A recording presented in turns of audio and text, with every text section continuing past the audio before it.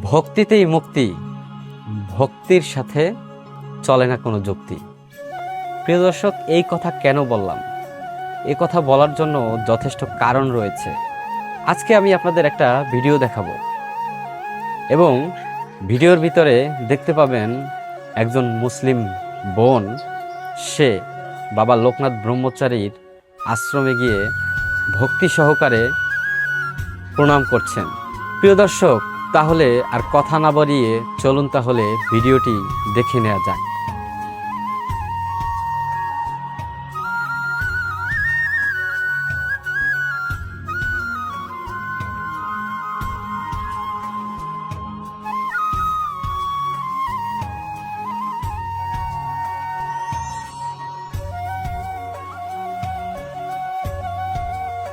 আপনাদের মনে প্রশ্ন জাগতে পারে যে কেন এই কাজটি তিনি করছেন।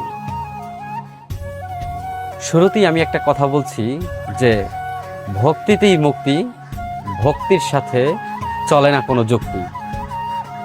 মূলত বিষয়বস্তু হচ্ছে কে কাকে ভক্তি করলে কার কোথায় উদ্ধার হবে সেটা স্বয়ং বিধাতাই জানে। হয়তোবা এই বোনটিও এই বাবা লোকনাথ ব্রহ্মচারীর কাছে গিয়ে কোনো একটি মনের আকাঙ্ক্ষা চেয়েছিলেন।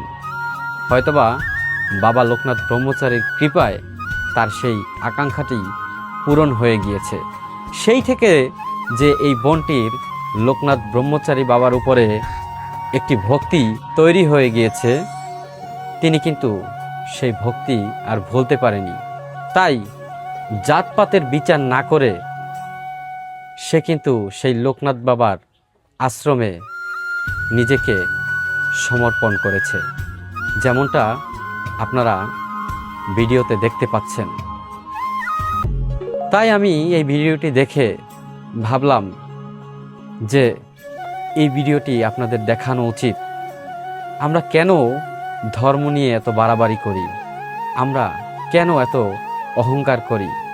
আমরা কেন সৃষ্টিকে নিয়ে ভাগাভাগি করি? সবই সৃষ্টিকর্তার সৃষ্টি।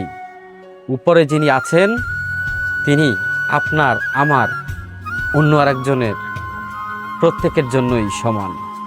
তাই যে যাকে যেখান থেকে ভক্তি করে শান্তি পায় কিংবা মুক্তি পায়, সেটা হচ্ছে তার একান্তই ব্যক্তিগত। তাই ধর্ম নিয়ে বাড়াবাড়ি করা কোনোভাবেই ঠিক নয়। আমি আবারও বলবো, ভক্তিতেই মুক্তি। ধন্যবাদ সবাইকে।